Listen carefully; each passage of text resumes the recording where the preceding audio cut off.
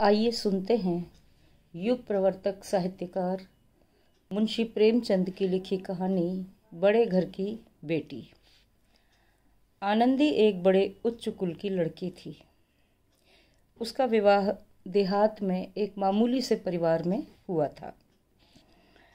उसके देवर का नाम था लाल बिहारी सिंह। एक दिन दोपहर के समय लाल बिहारी सिंह 2 चिड़िया लिए हुए आया और भावच से बोला, जल्दी से पका दो, मुझे भूख लगी है। आनंदी भोजन बनाकर उसकी राह देख रही थी। अब वह नया व्यंजन बनाने बैठी। हाड़ी में देखा तो घी पाव भर से अधिक न था। बड़े घर की बेटी किफ़ायत क्या जाने। उसने सब घी मांस में डाल दिया। लाल बिहारी खाने बैठा तो दाल में घी न था। बोला, दाल में घी क्यों नहीं छोड़ा? आनंदी ने कहा, घी सब मांस में पड़ गया। लाल बिहारी जोर से बोला, अभी परसों ही घी आया है, इतनी जल्द उठ गया? आनंदी ने उत्तर दिया, आज तो कुल पाव भर रहा होगा, वह सब मैंने मांस में डाल दिया। जिस तरह सूखी लकड़ी जल्दी से जल उठती है, उसी तरह क्षुधा से बावला मनुष्य जरा जरा सी बात पर तिनक जाता है। लाल बिहारी को भावच की यह ढिठाई बहुत बुरी मालूम हुई। तिनक कर बोला, मैके में तो चाहे घी की नदी बहती हो, स्त्री गालियां सह लेती है, मार भी सह लेती है, पर मैके की निंदा उनसे नहीं सही जाती। आनंदी मुंह फेर कर बोली, हाथी मरा भी तो 9 लाख का, वहाँ इतना घी नित्य नाई कहार खा जाते हैं। लाल बिहारी जल गया, थाली उठाकर पलट दी और बोला, जी चाहता है जीभ पकड़कर खींच लूं। आनंदी को भी क्रोध आ गया, मुंह लाल हो गया। बोली, वह होते तो आज इसका मजा चखाते। अब अपढ़ उजड़ ठाकुर से न रहा गया। उसकी स्त्री एक साधारण जमींदार की बेटी थी। जब जी चाहता था उस पर हाथ साफ कर लिया करता था। खड़ाऊं उठाकर आनंदी की ओर जोर से फेंकी और बोला, जिसके गुमान पर भूली हुई हो उसे भी देखूंगा और तुम्हें भी। आनंदी ने हाथ से खड़ाऊं रोकी, सिर बच गया, पर उंगली में बड़ी चोट आई। क्रोध के मारे हवा से हिलते पत्ते की भांति कांपती हुई अपने कमरे में आकर खड़ी हो गई। स्त्री का बल और साहस, मान और मर्यादा पति तक है। उसे अपने पति के ही बल और पुरुषत्व पर घमंड होता है। आनंदी खून का घूंट पीकर रह गई। आनंदी के पति श्रीकंठ सिंह शनिवार को घर आया करते थे। बृहस्पतिवार को यह घटना हुई थी। 2 दिन तक आनंदी कोप भवन में रही, न कुछ खाया न पिया, उनकी बाट देखती रही। अंत में शनिवार को वह नियमानुकूल संध्या समय पर आए और बाहर बैठकर कुछ इधर उधर की बातें, कुछ देश काल संबंधी समाचार तथा कुछ नए मुकदमों आदि की चर्चा करने लगे। यह वार्तालाप 10 बजे रात तक होता रहा। गांव के भद्र पुरुषों को इन बातों में ऐसा आनंद मिलता था कि खाने पीने की भी सुधि न रहती थी। श्रीकंठ को पिंड छुड़ाना मुश्किल हो जाता था। ये 2-3 घंटे आनंदी ने बड़े कष्ट से काटे। किसी तरह भोजन का समय आया, पंचायत उठी, एकांत हुआ तो लाल बिहारी ने कहा, भैया आप जरा भाभी को समझा दीजिएगा कि मुंह संभाल कर बातचीत किया करें, नहीं तो एक दिन अनर्थ हो जाएगा। बेनी माधव सिंह ने बेटे की ओर से साक्षी दी, हाँ, बहू बेटियों का यह स्वभाव अच्छा नहीं कि मर्दों के मुंह लगें। लाल बिहारी बोले, वह बड़े घर की बेटी है तो हम भी कोई कुर्मी कहार नहीं हैं। आनंदी के प्रति श्रीकंठ ने चिंतित स्वर में पूछा, आखिर बात क्या हुई? लाल बिहारी ने कहा, कुछ भी नहीं, यूं ही आप उलझ पड़ी, मैके के सामने हम लोगों को कुछ समझती ही नहीं। श्रीकंठ खा पीकर आनंदी के पास गए।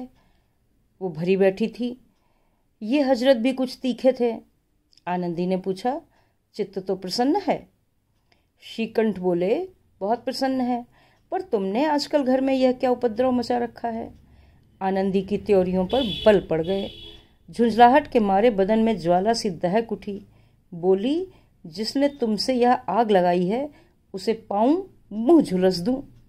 श्रीकंठ बोले कि इतनी गर्म क्यों होती है, बात तो कहो। आनंदी बोली, क्या कहूँ, यह मेरे भाग्य का फेर है, नहीं तो गंवार छोकरा जिसको चपरासीगिरी करने का भी शऊर नहीं, मुझे खड़ाऊं से मारकर यूं ना अकड़ता।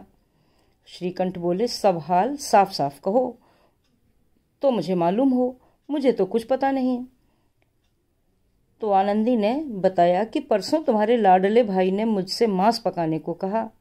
घी हांडी में पाव भर से अधिक न था, वह सब मैंने मांस में डाल दिया। जब खाने बैठा तो कहने लगा, दाल में घी क्यों नहीं है। बस इसी पर मेरे मायके को बुरा भला कहने लगा। मुझसे न रहा गया। मैंने कहा कि वहाँ इतना घी तो नाई कहार खा जाते हैं और किसी को जान भी नहीं पड़ता। बस इतनी सी बात पर इस अन्यायी ने मुझ पर खड़ाऊं फेंक मारी। यदि हाथ से न रोक लूं तो सिर फट जाए। उसी से पूछो मैंने जो कुछ कहा है वह सच है या झूठ। पति श्रीकंठ की आंखें लाल हो गईं।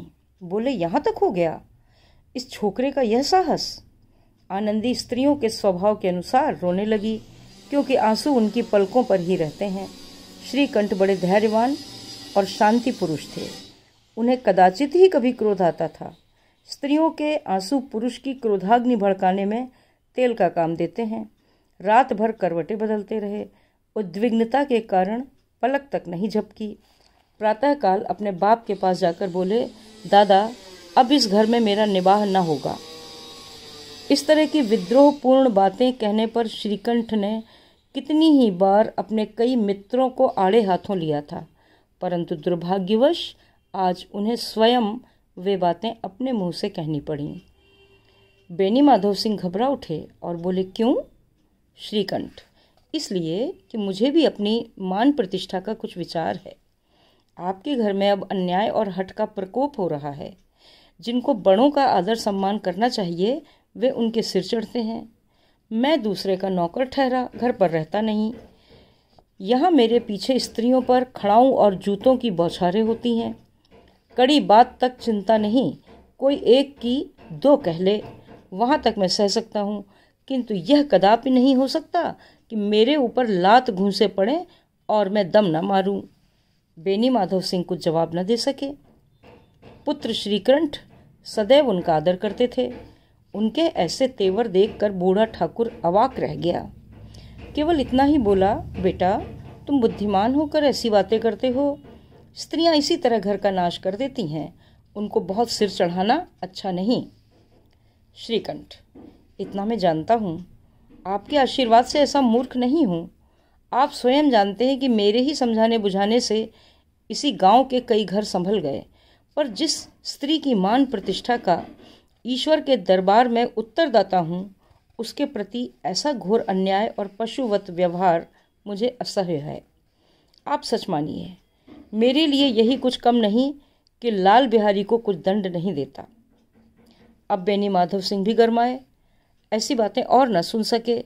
बोले, लाल बिहारी तुम्हारा भाई है, उससे जब कभी भूल चूक हो उसके कान पकड़ो।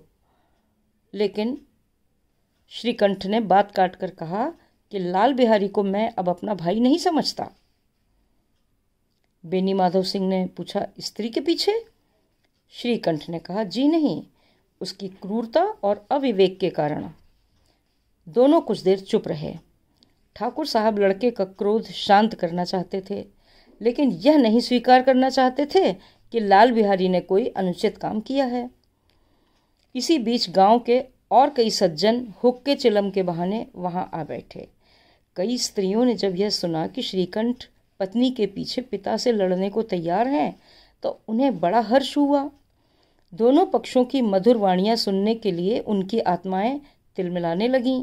गांव में कुछ ऐसे कुटिल मनुष्य भी थे जो इस कुल की नीतिपूर्ण गति पर मन ही मन जलते थे। वे कहा करते थे कि श्रीकंठ अपने बाप से दबता है, इसलिए वह दब्बू है। उसने विद्या पढ़ी, इसलिए वह किताबों का कीड़ा है। बेनी माधव सिंह उसकी सलाह के बिना कोई काम नहीं करते, यह उनकी मूर्खता है। इन सभी महानुभावों की शुभकामनाएं आज पूरी होती दिखाई दी। कोई हुक्का पीने के बहाने और कोई लगान की रसीद दिखाने के बहाने आकर बैठ गया। बेनी माधव सिंह पुराने आदमी थे, इन भावों को ताड़ गए। उन्होंने निश्चय किया, चाहे कुछ भी क्यों ना हो जाए, इन द्रोहियों को ताली बजाने का अवसर न दूंगा। तुरंत कोमल शब्दों में बोले, बेटा मैं तुमसे बाहर नहीं हूं, तुम्हारा जो जी आए करो। अब तो लड़के से अपराध हो गया। इलाहाबाद का अनुभव रहित झल्लाया हुआ ग्रेजुएट श्रीकंठ इस बात को न समझ सका। उसे डिबेटिंग क्लब में अपनी बात पर अड़ने की आदत थी। इन हथकंडों की उसे क्या खबर। बाप ने जिस मतलब से बात पलटी थी वह उसकी समझ में न आया। बोला, लाल बिहारी के साथ अब इस घर में नहीं रह सकता। बेनी माधव ने समझाया कि बेटा, बुद्धिमान लोग मूर्खों की बातों पर ध्यान नहीं देते। वह बेसमझ लड़का है, उससे जो कुछ भूल हुई है तुम उसे क्षमा करो। श्रीकंठ बोले कि उसकी इस दुष्टता को तो मैं कदापि नहीं सह सकता। या तो वही घर में रहेगा या मैं ही। आपको यदि वह अधिक प्यारा है तो मुझे विदा कीजिए, मैं अपना भार आप संभाल लूँगा। और यदि मुझे रखना चाहते हैं तो उससे कहिए, जहाँ चाहे चला जाए। बस यह मेरा अंतिम निश्चय है। लाल बिहारी सिंह दरवाजे की चौखट पर चुपचाप खड़ा भाई की बातें सुन रहा था। वह उनका बहुत आदर करता था। उसे कभी इतना साहस न हुआ था कि श्रीकंठ के सामने चारपाई पर बैठ जाए, हुक्का पी ले या पान खा ले। बाप का भी वह इतना मान न करता था। श्रीकंठ का भी उस पर हार्दिक स्नेह था। अपने होश में उन्होंने कभी उसे घुड़का तक न था। जब वह इलाहाबाद से आते तो उसके लिए कोई न कोई वस्तु अवश्य लाते। मुकद्दर की जोड़ी उन्होंने ही बनवा दी थी। पिछले साल जब उसने अपने से ड्योढ़े जवान को नाग पंचमी के दिन दंगल में पछाड़ दिया था तो उन्होंने पुलकित होकर अखाड़े में ही जाकर उसे गले से लगा लिया था। 5 रुपए के पैसे लुटाए थे। ऐसे भाई के मुंह से आज ऐसी हृदय विदारक बात सुनकर लाल बिहारी को बड़ी ग्लानि हुई। वह फूट फूट कर रोने लगा। इसमें संदेह नहीं कि अपने किए पर पछता रहा था। भाई के आने से एक दिन पहले से उसकी छाती धड़कती थी कि देखूं भैया क्या कहते हैं, मैं उनके सम्मुख कैसे जाऊंगा, उनसे कैसे बोलूंगा, मेरी आंखें उनके सामने कैसे उठेंगी। उसने समझा था कि भैया मुझे बुलाकर समझा देंगे। इस आशा के विपरीत आज उसने उन्हें निर्दयता की मूर्ति बने हुए पाया। वह मूर्ख था, परंतु उसका मन कहता था कि भैया मेरे साथ अन्याय कर रहे हैं। यदि श्रीकंठ उसे अकेले में बुलाकर 2-4 बातें कह देते, इतना ही नहीं 2-4 तमाचे भी लगा देते तो कदाचित उसे इतना दुख न होता। पर भाई का यह कहना कि अब मैं इसकी सूरत नहीं देखना चाहता, लाल बिहारी से न सहा गया। वह रोता हुआ घर आया। कोठरी में जाकर कपड़े पहने, आंखें पोंछी, जिससे कोई यह न समझे कि रोता था। तब आनंदी के द्वार पर आकर बोला, भाभी, भैया ने निश्चय किया है कि वह मेरे साथ इस घर में न रहेंगे। अब वह मेरा मुंह नहीं देखना चाहते, इसलिए अब मैं जाता हूँ, उन्हें फिर मुंह न दिखाऊंगा। मुझसे जो कुछ अपराध हुआ उसे क्षमा करना। यह कहते कहते लाल बिहारी का गला भर आया। जिस समय लाल बिहारी सिंह सिर झुकाए आनंदी के द्वार पर खड़ा था, उसी समय श्रीकंठ भी आंखें लाल किए बाहर से आए। भाई को खड़ा देख तो घृणा से आंखें फेर ली और कतराकर निकल गए, मानो उसकी परछाई से दूर भागते हों। आनंदी ने लाल बिहारी की शिकायत तो की थी, लेकिन अब मन में पछता रही थी। वह स्वभाव से ही दयावती थी। उसे इसका तनिक भी ध्यान न था कि बात इतनी बढ़ जाएगी। वह मन में अपने पति पर झुंझला रही थी कि यह इतने गर्म क्यों होते हैं।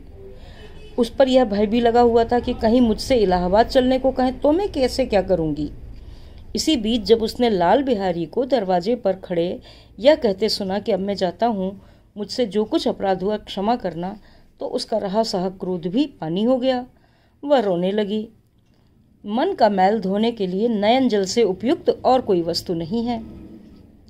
श्रीकंठ को देखकर आनंदी ने कहा, लाला बाहर खड़े बहुत रो रहे हैं। श्रीकंठ बोले, तो मैं क्या करूं?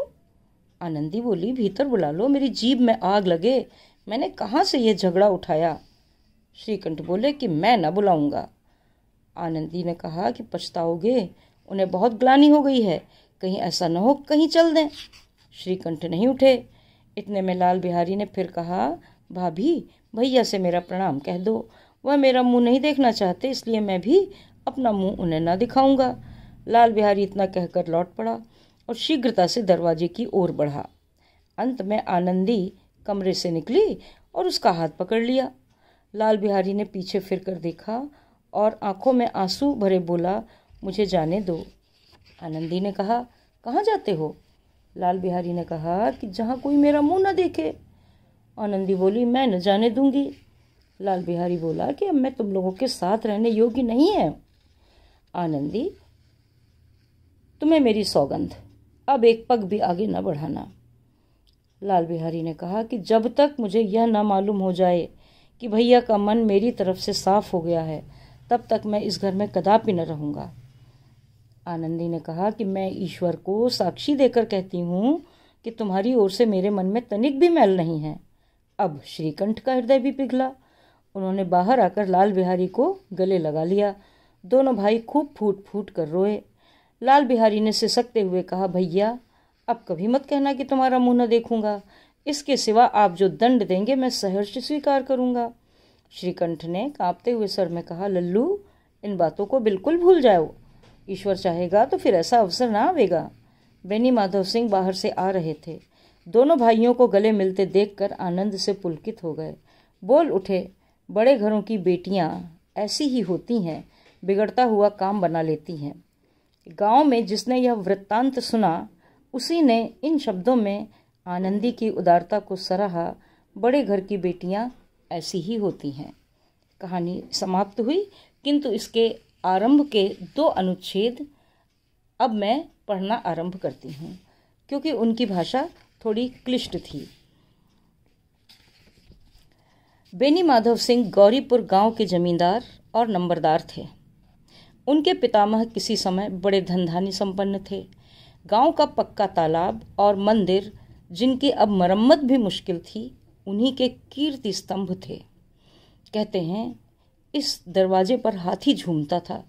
अब उसकी जगह एक बूढ़ी भैंस थी, जिसके शरीर में अस्थिपंजर के सिवा और कुछ शेष न रहा, पर दूध शायद बहुत देती थी, क्योंकि एक न एक आदमी हाड़ी लिए उसके सिर पर सवार ही रहता था।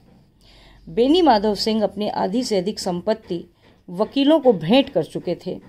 उनकी वर्तमान आय 1000 रुपये वार्षिक से अधिक न थी। ठाकुर साहब के 2 बेटे थे। बड़े का नाम श्रीकंठ सिंह था। उसने बहुत दिनों के परिश्रम और उद्योग के बाद BA की डिग्री प्राप्त की थी। अब एक दफ्तर में नौकर था। छोटा लड़का लाल बिहारी सिंह दोहरे बदन का सजीला जवान था। भरा हुआ मुखड़ा, चौड़ी छाती, भैंस का 2 सेर ताज़ा दूध वह उठकर सवेरे पी जाता था। श्रीकंठ सिंह की दशा बिल्कुल विपरीत थी। इन नेत्र प्रिय गुणों को उन्होंने BA इन्हीं 2 अक्षरों पर न्यौछावर कर दिया था। इन 2 अक्षरों ने उनके शरीर को निर्बल और चेहरे को कांतिहीन बना दिया था। इसी से वैद्यक ग्रंथों पर उनका विशेष प्रेम था। आयुर्वेदिक औषधियों पर उनका अधिक विश्वास था। शाम सवेरे उनके कमरे से प्रायः खरल की सुरीली कर्ण मधुर ध्वनि सुनाई दिया करती थी। लाहौर और कलकत्ते के वैद्यों से बड़ी लिखा पढ़ी रहती थी। श्रीकंठ के इस अंग्रेजी डिग्री के अधिपति होने पर भी अंग्रेजी सामाजिक प्रथाओं के वे विशेष प्रेमी न थे, बल्कि वह बहुधा बड़े जोर से उसकी निंदा और तिरस्कार किया करते थे। इसी से गांव में उनका बड़ा सम्मान था। दशहरे के दिनों में वह बड़े उत्साह से रामलीला में होते और स्वयं किसी न किसी पात्र का पार्ट लेते थे। गौरीपुर में रामलीला के वही जन्मदाता थे। प्राचीन हिंदू सभ्यता का गुणगान उनकी धार्मिकता का प्रधान अंग था। सम्मिलित कुटुंब के तो वह एकमात्र उपासक थे। आजकल स्त्रियों को कुटुंब में मिलजुल कर रहने की जो अरुचि होती है, उसे वह देश और जाति दोनों के लिए हानिकारक समझते थे। यही कारण था कि गांव की ललनाएं उनकी निंदक थीं। कोई कोई तो उन्हें अपना शत्रु समझने में भी संकोच न करती। स्वयं उनकी पत्नी को ही इस विषय में उनसे विरोध था। यह इसलिए नहीं कि उसे अपने सास ससुर देवर या जेठ आदि से घृणा थी, बल्कि उसका विचार था कि यदि बहुत कुछ सहने और तरह देने पर भी परिवार के साथ निर्वाह न हो, तो आए दिन की कलह से जीवन को नष्ट करने की अपेक्षा यही उत्तम है कि अपनी खिचड़ी अलग पकाई जाए। आनंदी एक बड़े उच्च कुल की लड़की थी। उसके बाप एक छोटी सी रियासत के ताल्लुकेदार थे। विशाल भवन, एक हाथी, 3 कुत्ते, बाज, बहरी, शिकरे, झाड़, फानूस, ऑनरेरी मजिस्ट्रेट और ऋण, जो एक प्रतिष्ठित ताल्लुकेदार के भोग्य पदार्थ हैं, सभी यहाँ विद्यमान थे। नाम था भूप सिंह। बड़े उदारचित्त और प्रतिभाशाली पुरुष थे, पर दुर्भाग्य से लड़का एक भी न था। 7 लड़कियां हुईं और दैवयोग से सब की सब जीवित रहीं। पहली उमंग में तो उन्होंने 3 ब्याह दिल खोलकर किए, पर 15-20 हजार रुपयों का कर्ज सिर पर हो गया तो आंखें खुली, हाथ समेट लिया। आनंदी चौथी लड़की थी। वह अपनी सब बहनों में अधिक रूपवती और गुणवती थी। इससे ठाकुर भूप सिंह उसे बहुत प्यार करते थे। सुंदर संतान को कदाचित उसके माता पिता भी अधिक चाहते हैं। ठाकुर साहब बड़े धर्म संकट में थे कि इसका विवाह कहाँ करें। न तो यही चाहते थे कि ऋण का बोझ बढ़े, और न यही स्वीकार था कि उसे अपने को भाग्यहीन समझना पड़े। एक दिन श्रीकंठ उनके पास किसी चंदे का रुपया मांगने आए। शायद नागरी प्रचार का चंदा था। भूप सिंह उसके स्वभाव पर रीझ गए और धूमधाम से श्रीकंठ सिंह का आनंदी के साथ ब्याह हो गया। आनंदी अपने नए घर में आई तो यहाँ का रंग ढंग कुछ और ही देखा। जिस टीम टाम की उसे बचपन से आदत पड़ी हुई थी, वह यहाँ नाम मात्र को भी न था।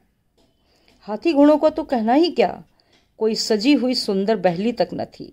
रेशमी स्लीपर साथ लाई थी, पर यहाँ बाग कहाँ। मकान में खिड़कियां तक न थीं, न जमीन पर फर्श, न दीवार पर तस्वीरें। यह एक सीधा साधा देहाती गृहस्थी का मकान था। किंतु आनंदी ने थोड़े ही दिनों में अपने को इस नई अवस्था के ऐसा अनुकूल बना लिया, मानो उसने विलास के सामान कभी देखे ही न थे। इसके बाद की ही कहानी है, जब देवर लाल बिहारी सिंह ने चिड़ियों, घी और दाल को लेकर आनंदी से विवाद किया था। आशा है यह कहानी आपको अच्छी लगी होगी। धन्यवाद।